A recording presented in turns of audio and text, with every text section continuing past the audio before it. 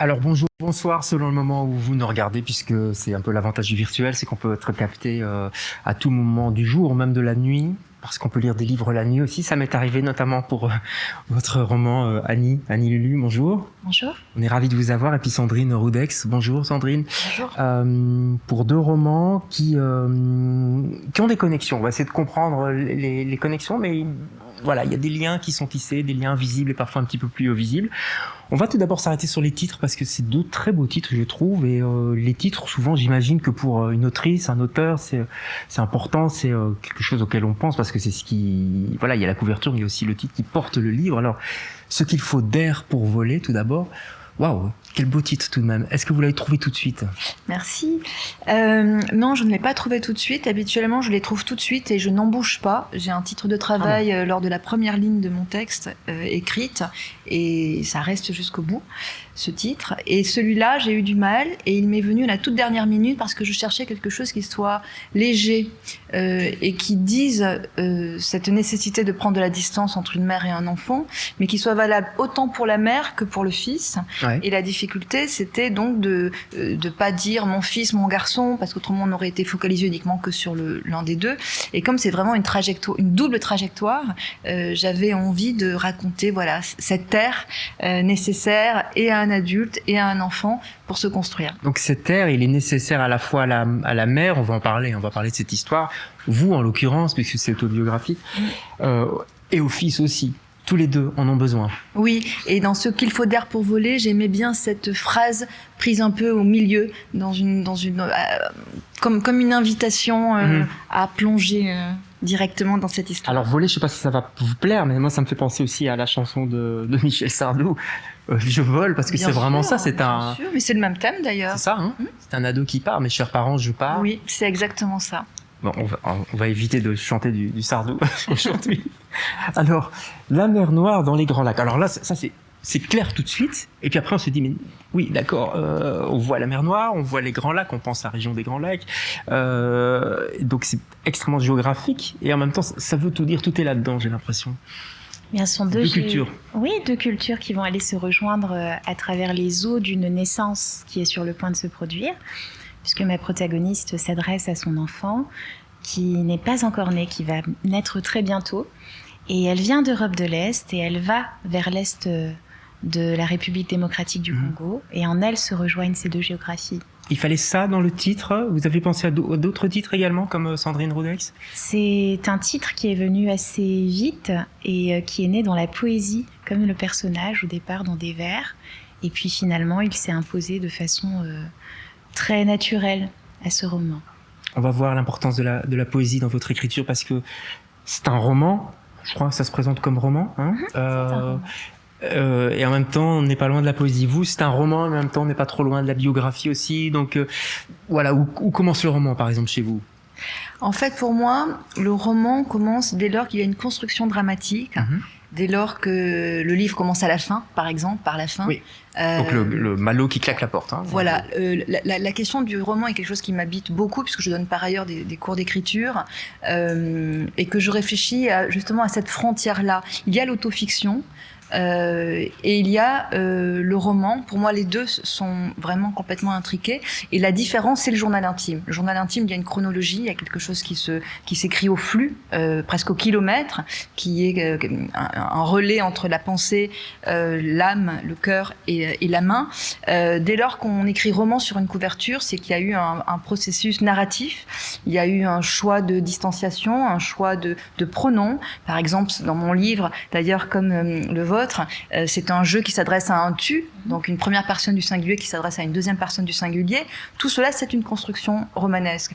Le chapitrage, le fait de travailler avec des contraintes qui sont, en l'occurrence dans mon roman, un chapitre pour une année de vie, pour une scène de diffusion à partir d'une photo qu'on ne voit pas.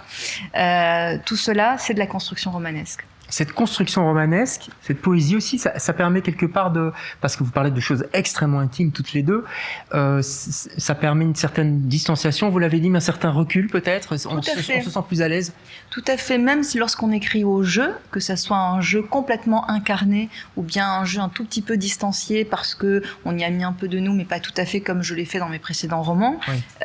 Ça reste quelque chose qui nous appartient très fort, qui vient des tripes, l'écriture tripale, l'écriture à l'estomac. Et donc, il y a ce processus de rentrer dans l'intime, mais de rentrer dans l'intime avec une construction, avec des attaques, avec des chutes de textes et de chapitres, avec des rebondissements, si je peux dire. Il y a une question de trame narrative, comment est-ce qu'on maintient l'attention d'un lecteur et comment nous-mêmes, on ne ressasse pas, mais on fait progresser une action. Parce qu'un roman, c'est une trajectoire d'un personnage principal qui va aller vers quelque chose ou de vertueux ou de tragique. Et donc tout ça, ça fait partie de l'art romanesque. C'est exactement ça aussi chez vous, j'ai l'impression, parce qu'on est dans l'hyper intime, puisque vous parlez à cet enfant qui va naître, qui n'est pas plus intime que ça, j'ai l'impression. Et en même temps, il y a cette distanciation qui se crée de par l'écriture, de par la poésie, de par le déplacement aussi géographique, on peut le dire. Au tout début, en fait, la focalisation du texte était complètement différente. Et puis, la protagoniste était entourée de nombreux personnages et il se passait des tas de choses.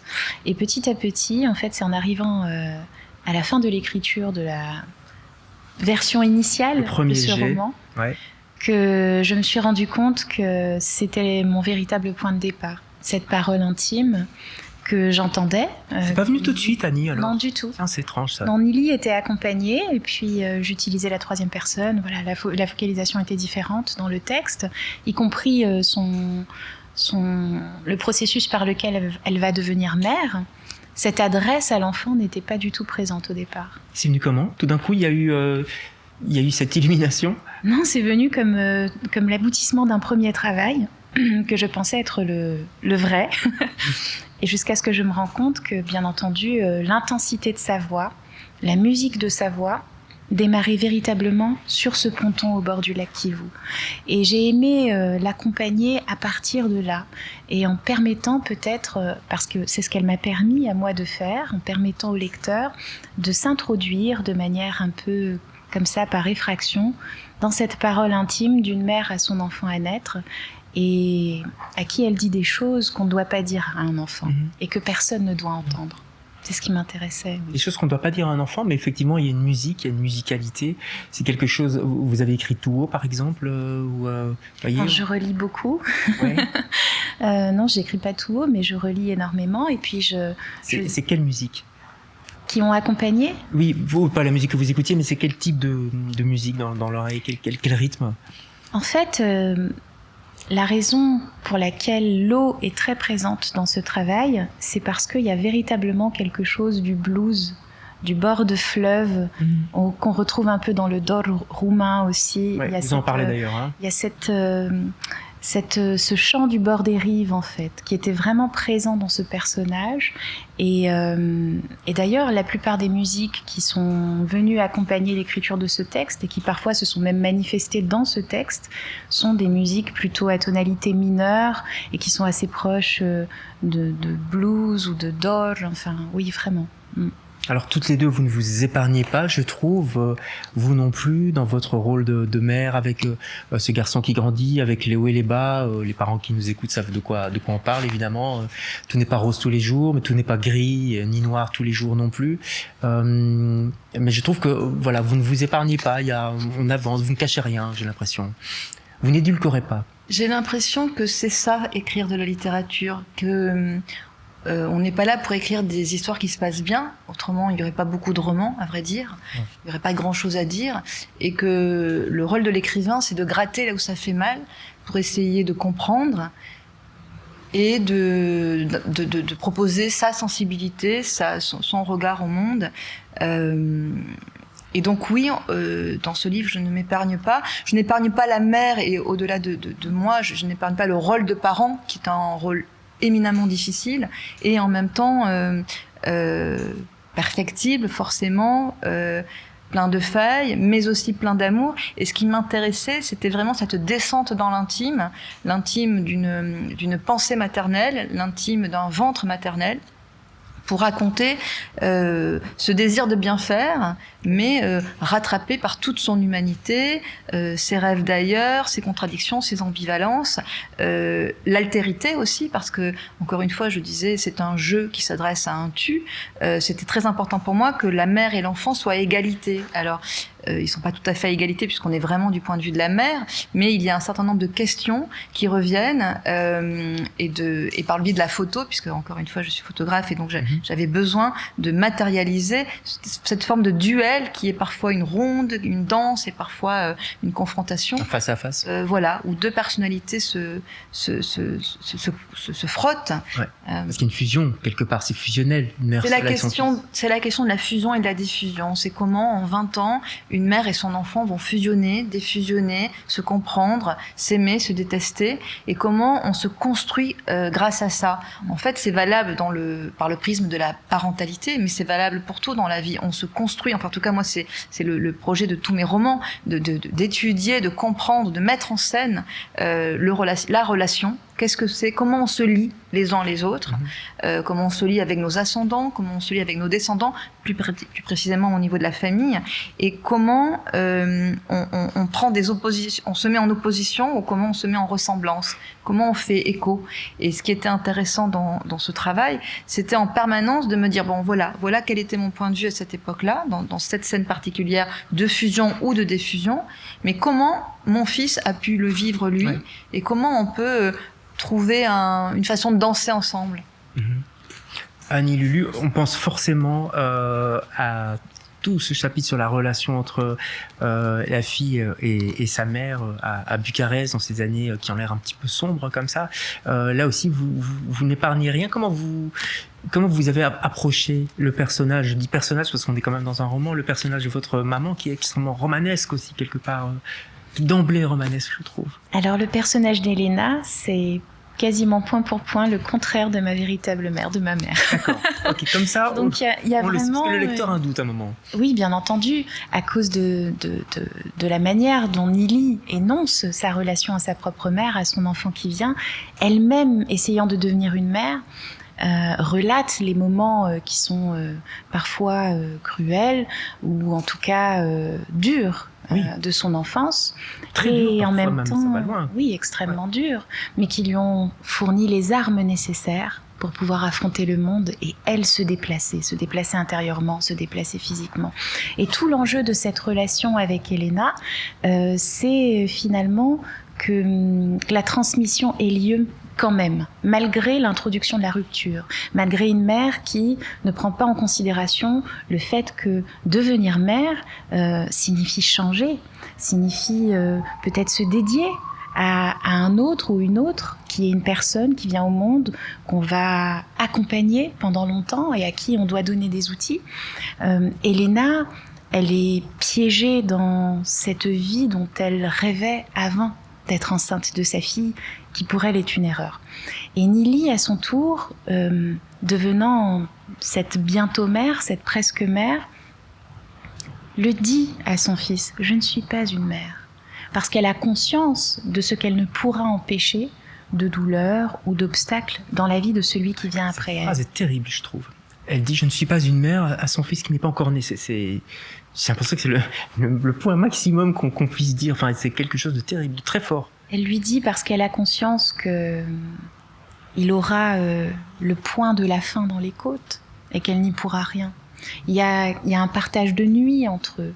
Il y a quelque chose qui est vraiment le partage d'une eau commune ou d'un bain commun dans lequel ils ont plongé, dans lequel cet enfant a été est né, a été conçu et qui va s'étendre et s'étendre et s'étendre comme un océan aussi de noirceur. Ouais. Et elle a conscience de cela et elle transmet cette lucidité avant même la naissance quelque part. Oui.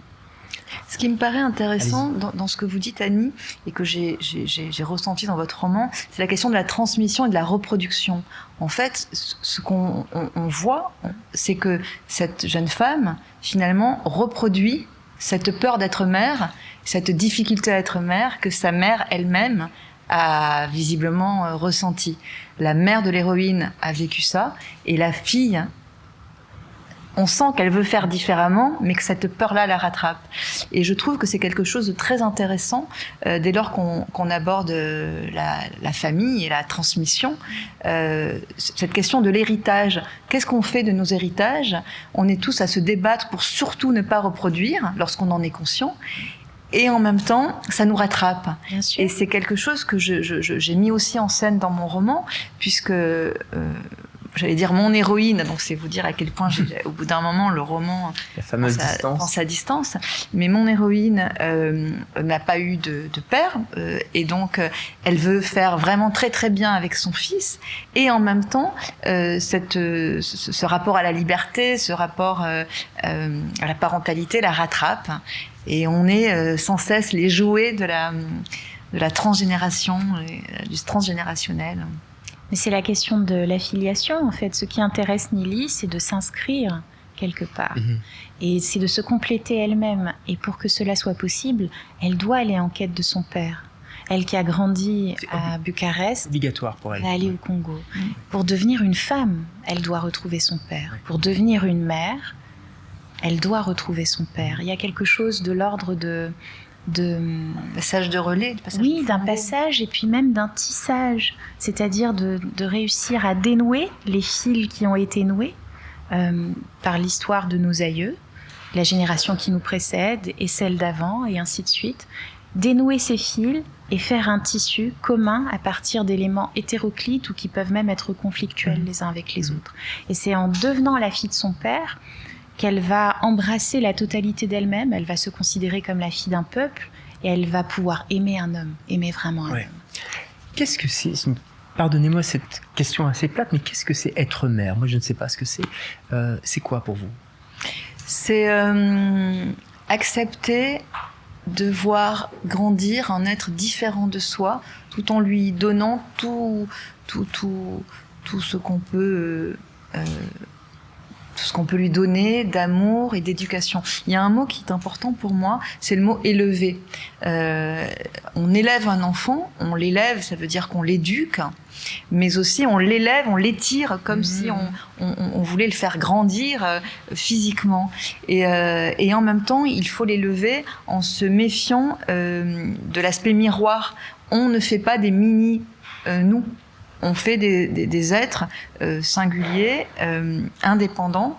Et être parent, pour moi, ça a été ça. Ça a été de prendre conscience que j'allais transmettre tout ce que j'espérais transmettre dans mes valeurs de passion, de liberté, de voyage, de curiosité, d'effort, tout un tas de choses que je me suis formulées dans ma tête. Et en même temps, d'accepter qu'ils ne prennent pas tout, qui prennent parfois le contre-pied, et d'en être finalement assez fier, parce que ça prouve qu'il ne s'est pas laissé enfermer dans mes rêves. C'est important lorsqu'on a des enfants de ne pas les enfermer, de ne pas les enfermer dans ses propres rêves, dans ses propres projections. C'est tentant, hein. Et c'est humain, c'est humain. Et c'est ce travail-là de lâcher prise et d'espace. Il faut laisser de l'air, il faut laisser de l'espace à nos enfants et ne surtout pas les étouffer avec notre désir de bien faire. Vous êtes d'accord avec cette définition de la mère? Je peux que sourire en écoutant, parce que je trouve ça très beau d'envisager justement cette question de l'espace, de la liberté et le fait d'accompagner une personne qui n'est pas soi. C'est-à-dire une personne, par définition quelqu'un d'autre, un autre, et de laisser entrer cette altérité dans sa vie. Je trouve ça magnifique. J'espère que je vais le vivre très bientôt. En tout cas, une chose que j'imagine, à partir du fait d'être une fille, c'est peut-être cette question de tisser ensemble. Alors je sais que ça peut paraître peut-être de nos jours un petit peu compliqué, parce que la question de l'autonomie, le fait de prendre son envol, le fait de se distinguer, sont des choses qui semblent au cœur d'une éducation réussie. Mais je crois qu'il y a aussi peut-être un autre élément qui vient probablement de mes traditions, qui est cette capacité à faire quelque chose ensemble, à construire quelque chose ensemble. Malgré l'envol. Donc, l'envol permet cela. Ouais. L'envol permet peut-être la maturité nécessaire à tisser ensemble quelque chose. Et c'est cela qui m'intéresse ou qui me fait rêver dans la maternité, oui. On peut se demander même à quel point vous n'êtes pas plus proche de Malo, puisque je le nomme, puisque vous le nommez, maintenant que dans les dernières années de l'adolescence. C'est une relation différente, c'est ça qui est intéressant, c'est que en tant que parents, on voit nos enfants grandir, se transformer, on voit un bébé, on voit un petit garçon, on voit un adolescent et puis un jeune adulte, et tout l'enjeu pour un parent, c'est d'accepter de refaire connaissance à chaque fois avec lui, comme on rencontrerait un être dans un café, que ça soit un ado ou un adulte. On a 5 minutes au coin d'une gare, on boit un café, il y a quelqu'un en face de nous et on se met à discuter. Ça peut être un ado, ça peut être un adulte. Comment on refait connaissance, débarrassé de l'antériorité, de nos projections, de nos manies, de nos habitudes, de notre connaissance de l'autre, et comment on le réenvisage avec cette liberté à la fois pour lui de se réinventer aussi, de dire avant j'aimais les épinards, maintenant je les aime plus, avant j'adorais voyager, finalement maintenant je préfère rester vivre au bord de l'eau sans plus prendre le train, et donc c'est cet enjeu-là que j'ai essayé d'écrire, d'incarner et de mettre en histoire. Et aujourd'hui, avec mon fils, on est toujours en chemin, puisque je pense que ça prend du temps, peut-être même toute une vie, de se redéfinir l'un par rapport à l'autre. C'est valable dans un couple, c'est valable avec nos amis. Et donc, cette mère et cet enfant, ils sont en chemin pour se réapprendre, chacun avec ses nouvelles particularités, parce que Malo, à la fin du livre, s'engage dans une voie qui est... il a grandi à Paris et il n'aime finalement pas la ville. Il découvre qu'il aime la nature, qu'il aime le sport, bon, ça il l'a toujours aimé, mais qu'il a certains goûts qui se développent, et la mère, devant ce vide et devant cette maison désertée, est obligée de se poser des questions, en se disant, mais au fait, moi, est-ce que je suis toujours la même qu'il y a 10 ans? Est-ce que je suis la même qu'il y a 20 ans, lorsque je lui ai donné naissance? Donc c'est ce chemin-là qui est en cours, qui est en train de s'écrire. Et oui, on a quand même... on s'est rapprochés en tant que 2 adultes à la sortie du livre, puisqu'il l'a lu, et que malgré l'appréhension, la sienne et la mienne, il a eu ces mots qui me bouleversent encore. Maman, tu n'arrêtes pas de dire dans les interviews que c'est un livre qui parlera à tous les parents, mais tu oublies de dire que c'est aussi un livre qui peut s'adresser aux adolescents, qui peut aider les adolescents qui sont en crise avec leurs parents à mieux les comprendre. Ouais. C'est magnifique qu'il puisse dire ça, je trouve, et qu'il l'ait dit. Oui, oui. Il est pensé, qu'il l'ait dit, qu'il vous l'ait dit à vous. Oui, qu'il me l'ait dit à moi, qu'il l'ait pensé et qu'il me l'ait dit à moi. Et ça m'a beaucoup rassurée, parce que je pense quand même qu'avec un livre comme ça, il y aura peut-être quelques années en psychanalyse à revisiter son histoire personnelle. Annie, Lulu, je voudrais qu'on parle des 2 cultures qui sont d'emblée citées dans le titre, la culture roumaine et africaine, congolaise. La Roumanie, tout d'abord. Vous décrivez ce Bucarest des années d'avant la Révolution, enfin ces moments difficiles, etc. Vous êtes inspiré de quoi? Parce qu'on y est complètement, en fait. Hein. Donc le personnage d'Elena quitte son village pour aller étudier en ville à Bucarest, devenir professeur, et on voit un petit peu toute cette vie dans Bucarest. Mais elle quitte Iași pour aller s'installer à Bucarest avec sa fille. C'est ça, l'Iași. Elle change d'université. Pour pouvoir être tranquille, continuer ses études malgré et avec cet enfant. Alors ce n'est pas ma Roumanie à moi, la Roumanie, non, je m'en doute, ouais. La Roumanie du roman, c'est la Roumanie de Nili. Et Nili, c'est vraiment une subjectivité très forte et très radicale dans sa façon d'envisager le monde et dans sa façon d'envisager son parcours, ce qu'elle laisse derrière elle et ce qu'elle va chercher ailleurs. Moi, la Roumanie de mon enfance, c'est un jardin d'Éden. Ah oui, d'accord. Bah, ça me rassure un peu. Perdu, puisque mes parents, après la Révolution en Roumanie, sont venus s'installer en France. Je ne suis pas fille unique non plus, donc j'ai pas grandi dans la solitude de ce personnage. Et c'est vraiment un parcours possible de ce qu'aurait pu être une vie d'une enfant comme moi, mais qui ne l'a pas été. Alors, j'ai souvent cette sorte de regard qui est une nostalgie de quelque chose que je n'ai pas vraiment vécu. Et quand j'ai écrit certaines parties de ce livre, j'étais à Bucarest au printemps 2019. Et cette tonalité particulière, cette architecture un peu chaotique et ce gris très lumineux que je trouvais dans les rues et que je pensais être quelque chose de personnel, je l'ai trouvé dans cette ville ou retrouvé dans cette ville. Je croyais que ça appartenait comme ça à une sorte d'état d'esprit de ma personnalité. Et en fait, je me suis rendu compte que c'est quelque chose qui venait de cette Roumanie natale que j'ai quittée tôt.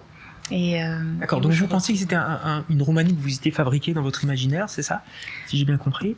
La Roumanie de Nili, le Bucarest de Nili, c'est un Bucarest de solitude et d'enfermement. Parce que c'est sa situation, et donc ce qu'elle voit à l'extérieur, et la projection de ce qui se passe en elle.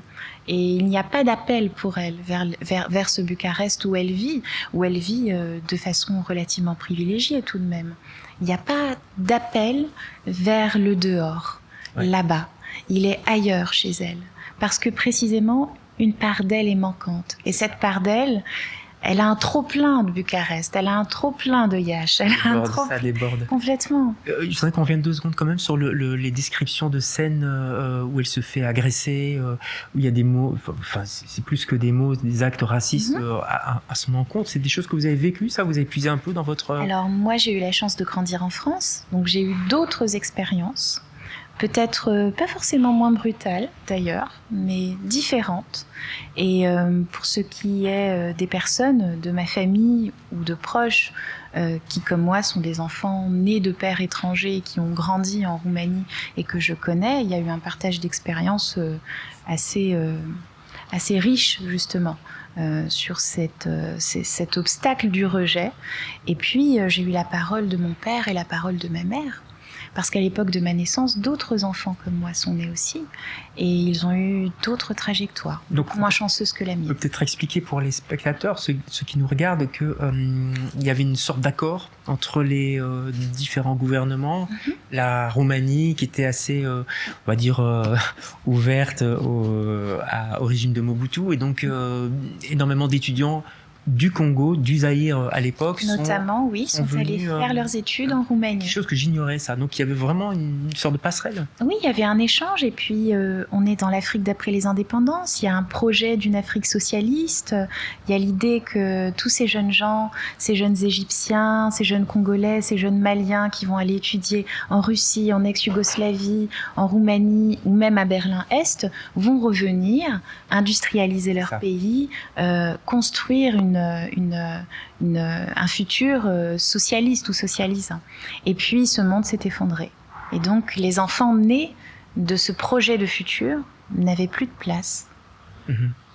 Et le père de Nili partait à Bucarest dans ce but-là. C'était vraiment, on va dire, un voyage, un déplacement d'étudiants, mais aussi politique. Le père de Nili vient d'une famille de résistance, avec une conscience historique, politique très forte.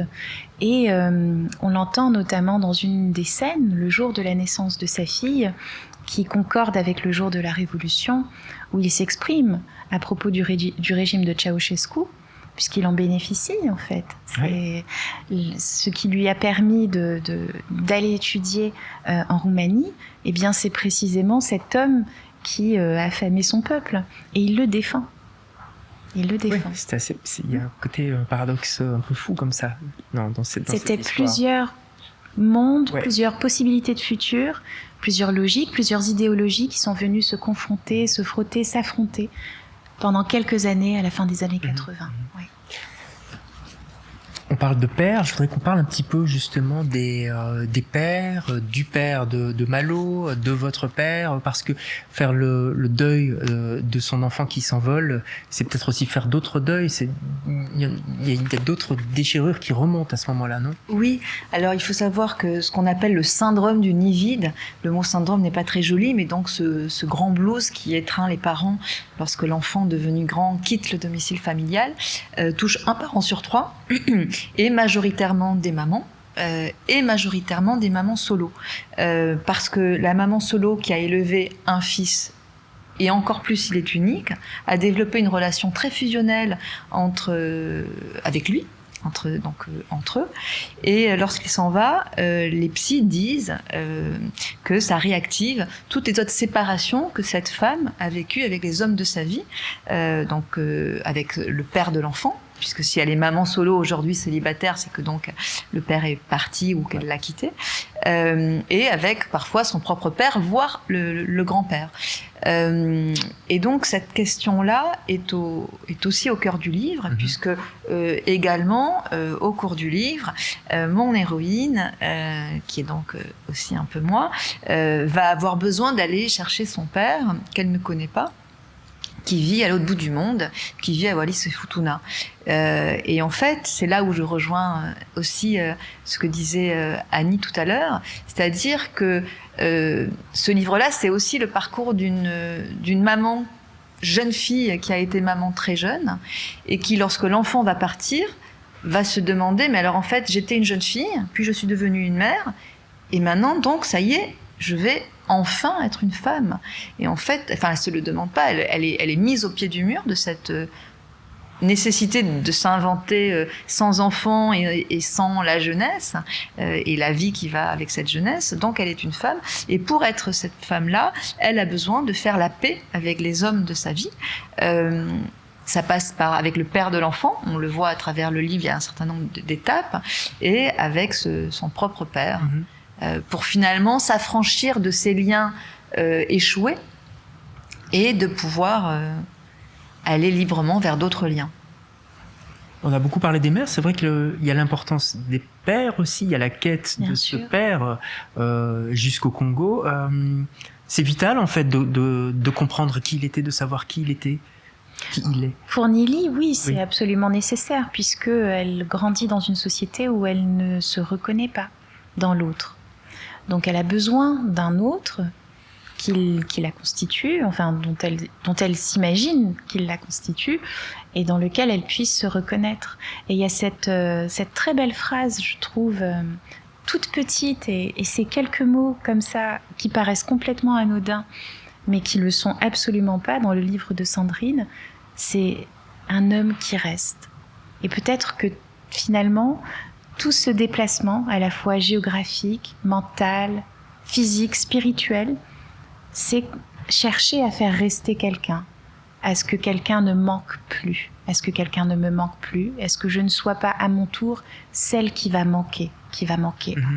Et cette idée de l'homme qui reste, oui, lorsque j'ai lu cette petite phrase, ça a tellement résonné avec le parcours de Nili. Précisément, son père était un homme qui voulait rester et qui n'a pas pu. Et donc, il y a l'absence. Alors, est-ce qu'elle est volontaire, involontaire? C'est la question de l'absence, du manque de l'autre, du manque d'un père qui revient de manière assez récurrente, en plus, pas simplement chez elle, mais aussi dans les parcours d'autres personnages autour. Mais on a toujours un manque, j'ai l'impression.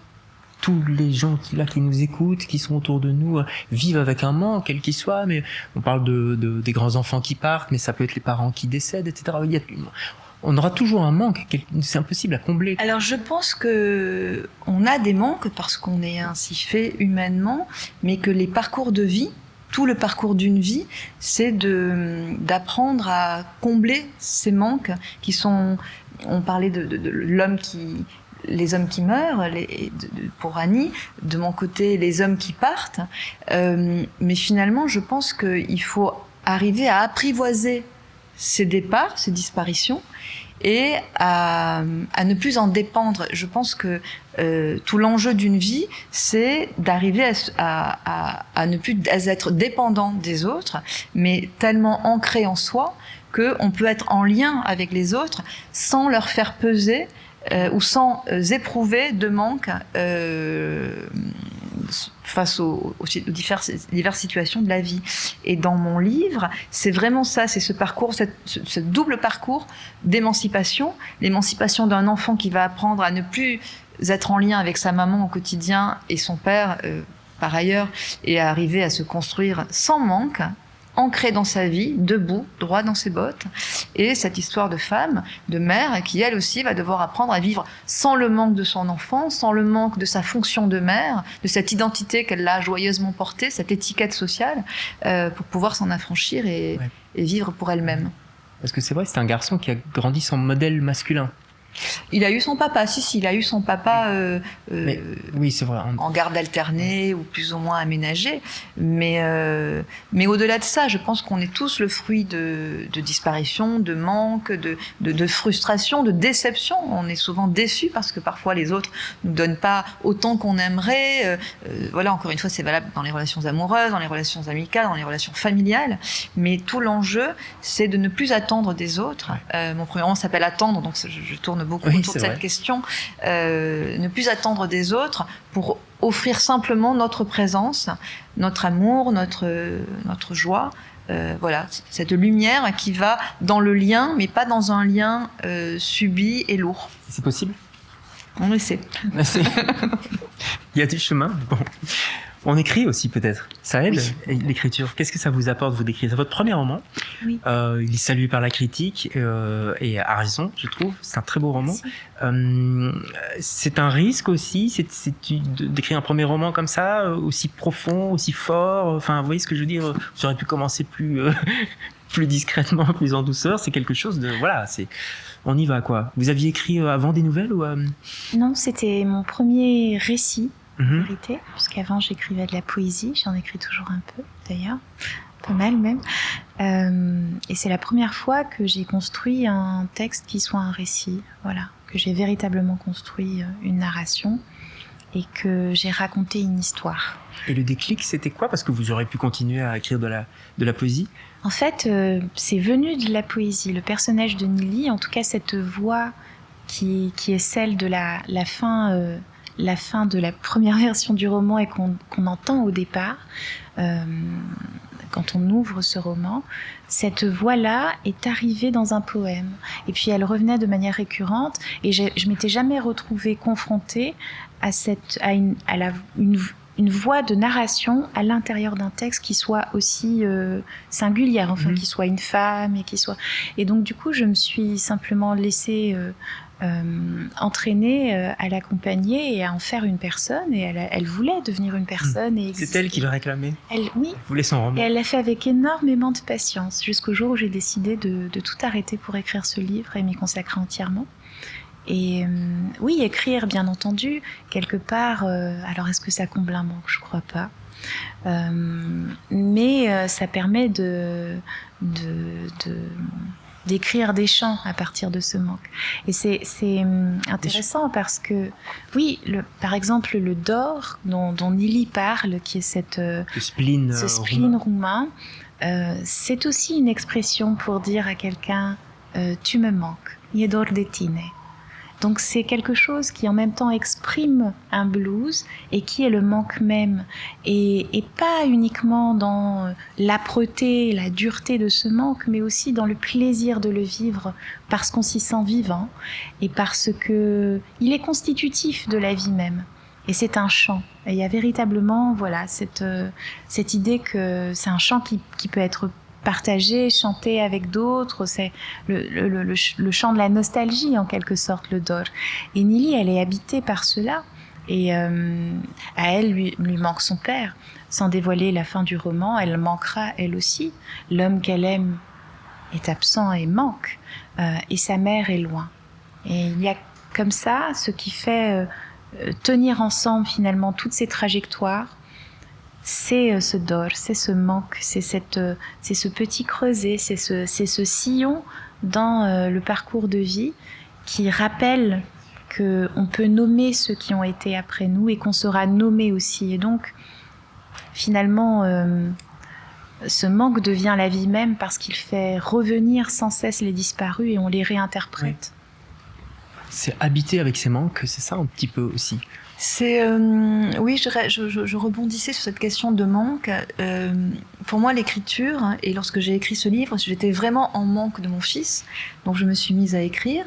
Je me suis mise à regarder des photos comme on convoque des souvenirs pour convoquer une présence.